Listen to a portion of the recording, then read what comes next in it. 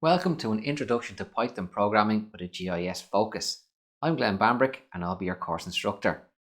The aim of this course is to teach you the basics of Python, and we'll do that by beginning with some foundational knowledge.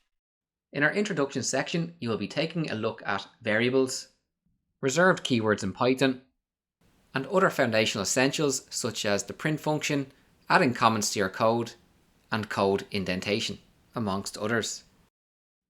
We have a section dedicated to each individual data type in Python, starting with numerical data types such as our integer and float, followed by strings, which are text values, lists, tuples, dictionaries, and sets. We will take a look at operators in Python. No, not that type of operator.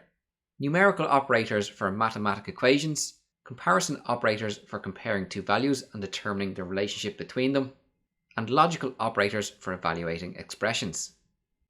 Python has a heap of built-in functions, and we will take a look at these as they relate to our basic data types. We will also take a look at defining our own functions to perform custom tasks on our data. We'll finish up the course with looking at exception handling, object-oriented programming, and the standard Python library. While this is an introduction to Python course, it will have a geospatial edge. The course will tailor data towards GIS thinking, and at the end of most sections there is a GIS use case for the material that was taught throughout that section.